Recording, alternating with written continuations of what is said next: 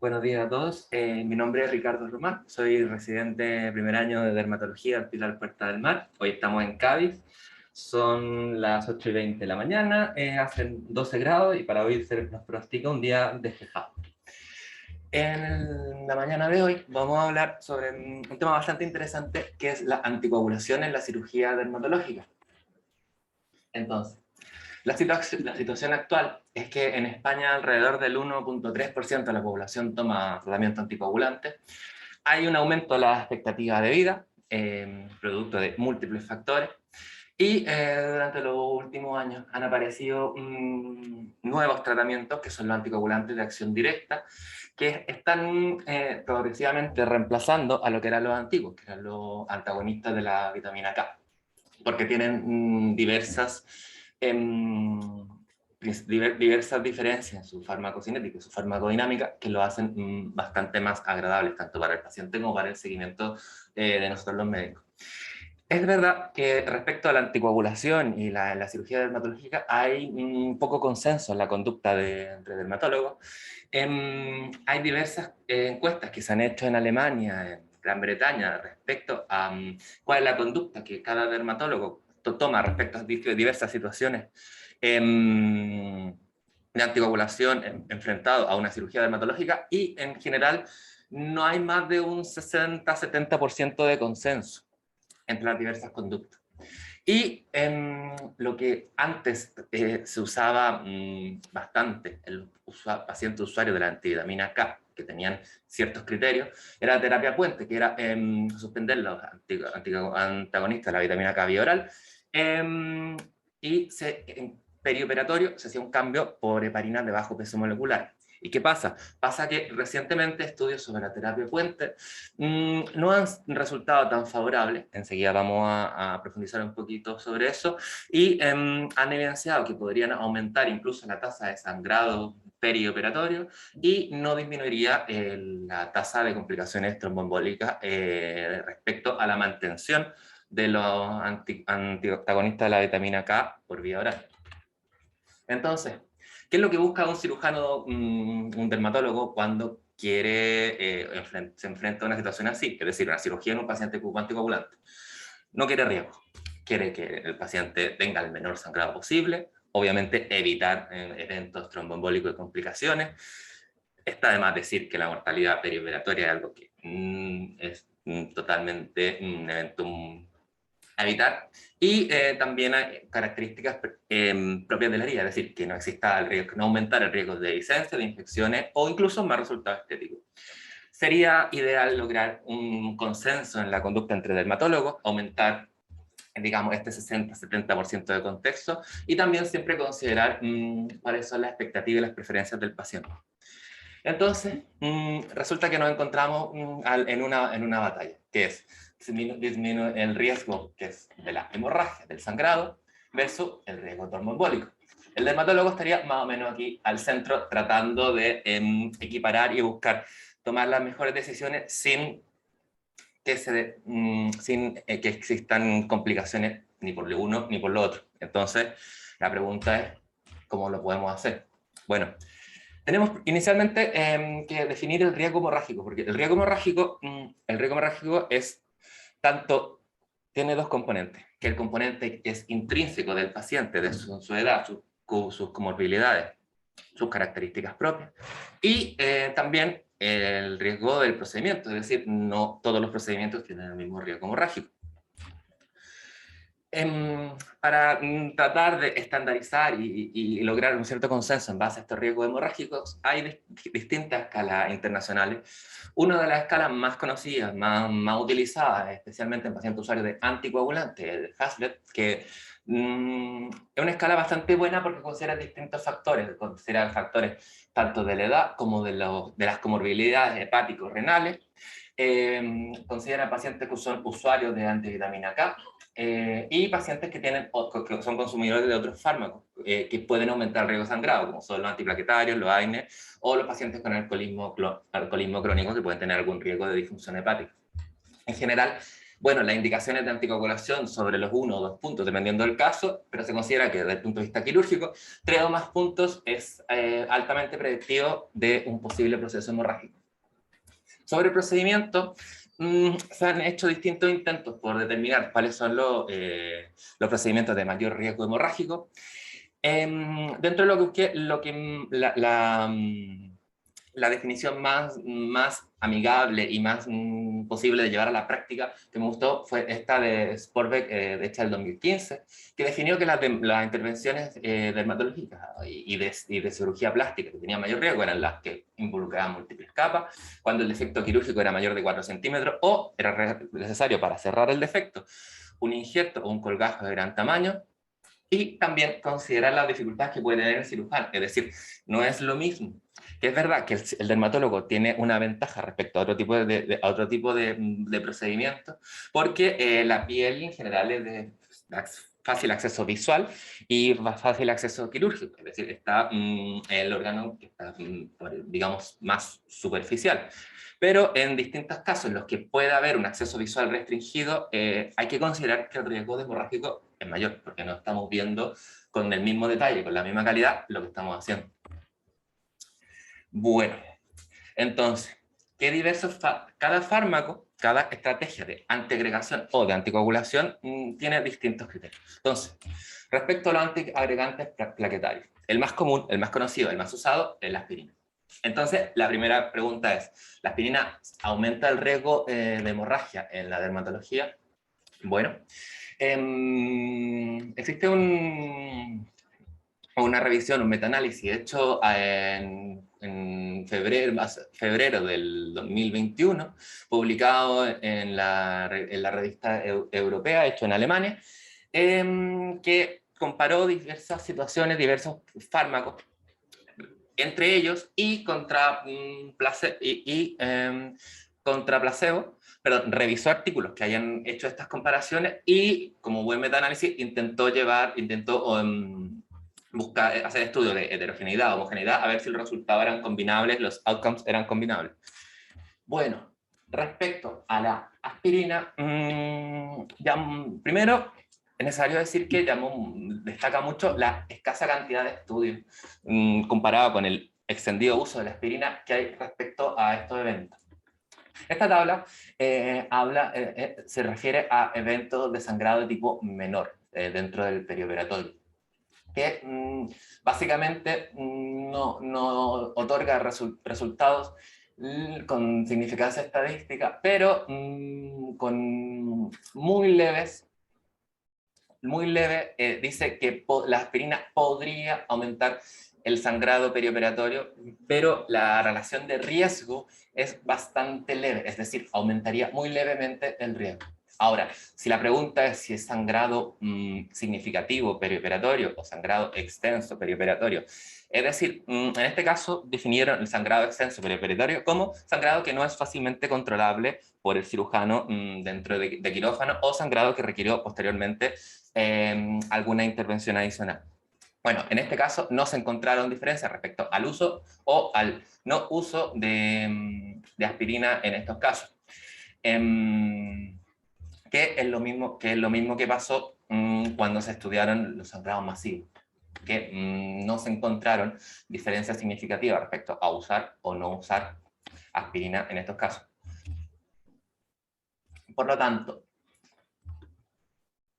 ahora la pregunta es, dado que al parecer la aspirina podría aumentar levemente los riesgos de sangrado perioperatorio no mayores, en base a los últimos estudios, es importante siempre tener en mente por qué se está usando la aspirina en estos casos. Bueno, la aspirina dentro de los últimos años, distintos cambios que se han hecho en el uso, es que primero que ya no se ocupa en prevención primaria, es decir, las indicaciones actualizadas son siempre en casos de prevención secundaria. ¿En qué tipo de casos? En general son estas cuatro familias de casos, que son síndromes coronarios agudos, enfermedad coronaria estable, enfermedad cerebrovascular y enfermedad arterial periférica. Bueno, en general los primeros 3 meses especialmente, y hasta los primeros 6 meses dentro del evento, son periodos de alto riesgo tromboembólico. En general, después, entre los 6 y los 12 meses y pasados los 12 meses, se considera que el riesgo tromboembólico va disminuyendo significativamente. Esto está claramente especificado y explicado en detalle en la guía hecha de manejo perioperatorio y periprocedimiento, el tratamiento antitrombótico, hecha en 2018, publicada en la Revista Europea de Cardiología, y un documento de consenso de múltiples especialidades de la Sociedad Española, tanto de cardiología, de cirugía vascular, anestesia. Básicamente ese documento es un consenso de aproximadamente 15 especialidades distintas. Entonces, la pregunta es, ya que aumenta levemente el riesgo perioperatorio, al parecer del sangrado no masivo, pero tenemos que tener en consideración que el paciente puede tener un riesgo trombótico. ¿Qué hacemos?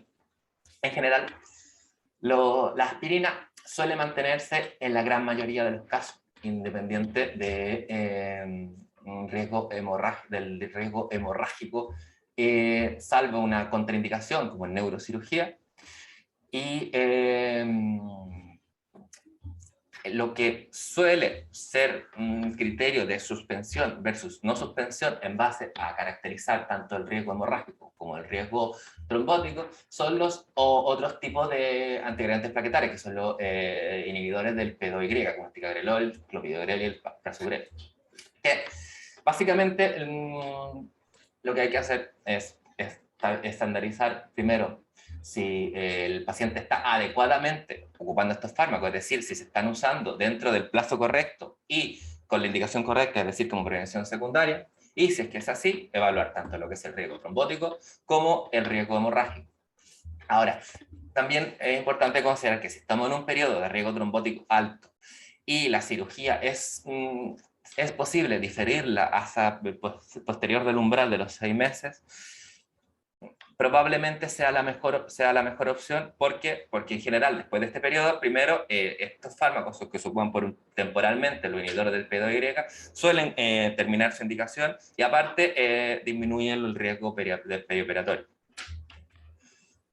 Entonces, seguimos con los anticoagulantes clásicos, que son los antivitamina K, que también tienen sus propias indicaciones en general. Se ocupan en eventos de tromboembolia venosa, en fibrilación auricular, en los portadores de válvulas cardíacas. El score más usado para determinar la indicación o no indicación de anticoagulación, especialmente la fibrilación auricular, el CHA2-VASc, que sería en general mayor a 2 puntos. Ahora, 7 a 9 puntos, lo que nos habla es de un muy alto riesgo de episodios tromboembólicos, ¿vale? El CHA2-VASc funciona como un predictor de riesgo embólico. Entonces, respecto a los anticoagulantes, hay distintas recomendaciones, pero en general, al menos en España, no hay una guía como tal que defina cuál es exactamente la conducta. Pero sí, es verdad que la mayoría de los documentos, la mayoría de las recomendaciones coinciden en que ciertos procedimientos, como los injertos, los colgajos locales, la cirugía menor, que son las clásicas biopsias adicionales, cirugía de la mano o estética auricular, se considera que el riesgo hemorrágico es bajo, que es asumible por el operador, y especialmente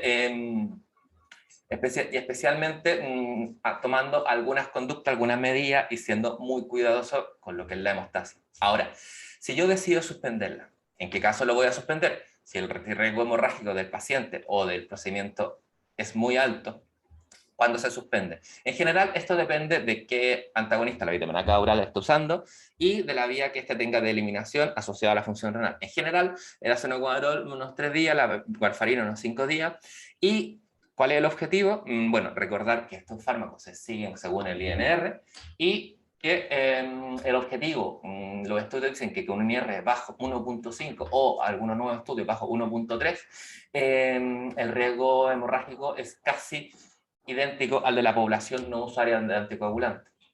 Ahora, ¿en qué caso yo me plantearía realizar una terapia puente, que es decir, suspender el anticoagulante oral, hacer un traslape con heparina bajo peso molecular subcutáneo, y posteriormente reiniciar el anticoagulante oral en caso de riesgo trombótico alto? ¿Y cuando se reinicia? En general, si la hemostasia. Todo esto es necesario una hemostasia adecuada. Si la hemostasia fue adecuada, en general, a las 24 horas del procedimiento, ya se puede reiniciar sin mayor riesgo el antagonista oral de la vitamina K.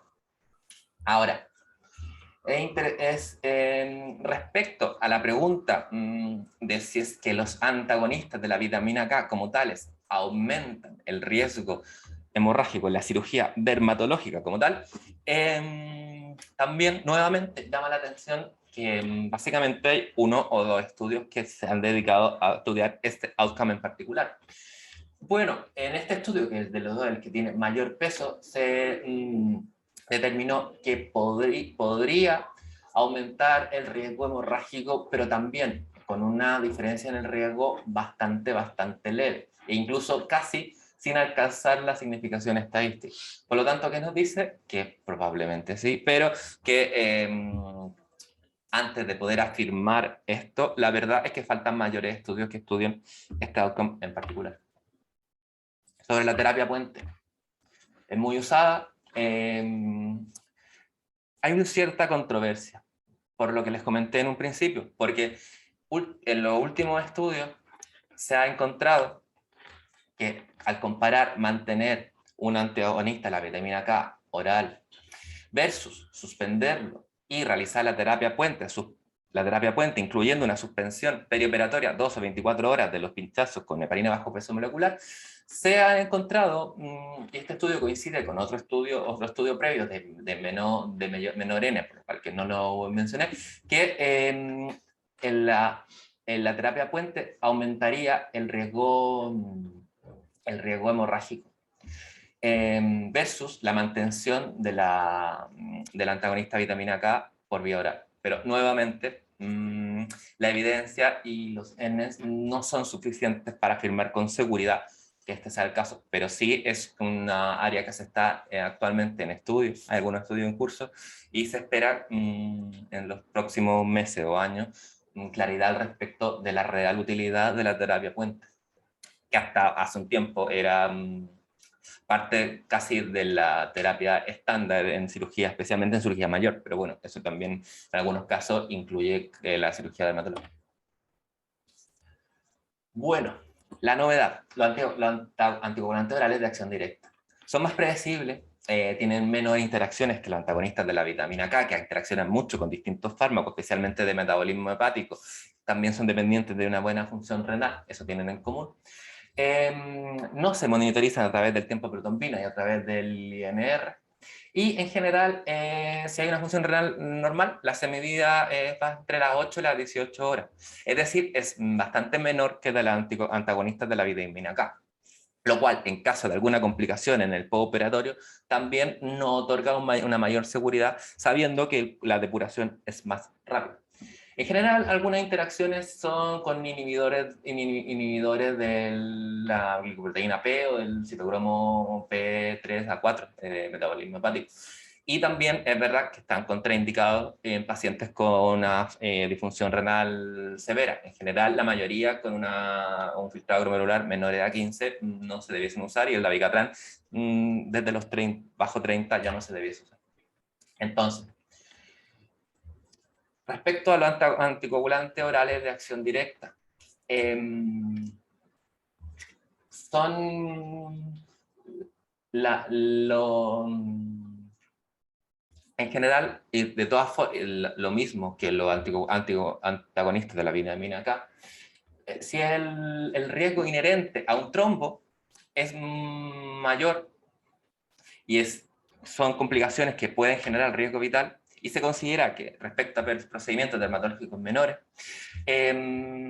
la relación riesgo-beneficio beneficia significativamente a los antagonistas directos de la anticoagulantes orales de acción directa. ¿Qué pasa? Pasa que no hay aún estudios con un N suficiente, es decir, con una significación, con una calidad de evidencia suficiente para afirmar la seguridad de estos fármacos en la cirugía dermatológica. Es un tema que también es un bache que hay en la investigación clínica. Hay una guía hecha por dermatólogos españoles en el año del 2020, un grupo del Hospital Valdebrón de Barcelona, que establece algunas recomendaciones de qué hacer en cirugía dermatológica en usuarios de anticoagulantes de acción directa. Básicamente son cosas que son muy de sentido común. Una buena hemostasia, respetar los tejidos, usar el electrobisturí con cuidado. Si hay vasos mayores de 2 milímetros, recomiendan la ligadura. Algunos puntos colchoneros, si hay hemorragia en los bordes y una hemorragia difusa no localizada. Y otras medidas clásicas como pensar la tensión arterial. Si nosotros estimamos que va a haber un sangrado importante, considerar algún drenaje y el uso, el uso con consideración de los vendajes compresivos. Entonces, si es que yo defino interrumpirlo, ¿por qué? Porque estimo que el riesgo hemorrágico o el riesgo del paciente o del procedimiento es muy alto. Bueno, con 2 tiempos de vida media, es decir, alrededor de 24 horas antes, ya basta para suspenderlo. Se puede reintroducir a las 6 a 12 horas, si tengo buena hemostasia, nuevamente, lo mismo que con la antagonista de la vitamina K. No hay estudios que justifiquen la terapia puente y al parecer, dado los similares tiempos de vida media entre los heparina de bajo peso molecular y los anticoagulantes de acción directa, al parecer probablemente no se va a recomendar la terapia puente en estos casos. Es más, bueno, y aparte, los últimos estudios que mencionábamos recientemente evidenciaron que la terapia puente podría aumentar el riesgo de sangrado.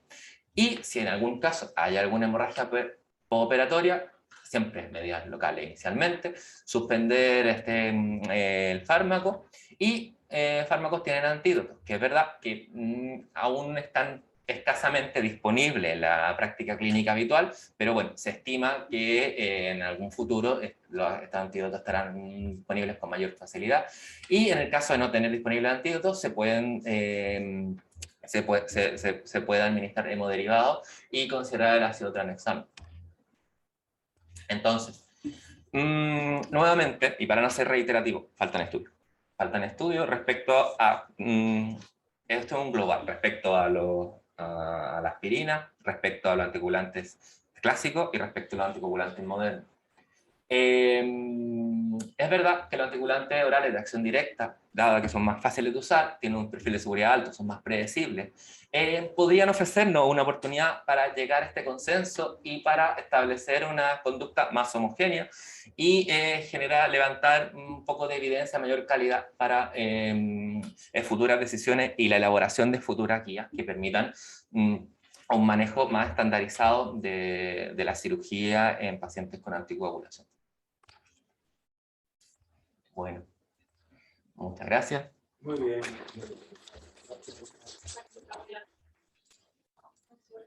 Una presentación para darla.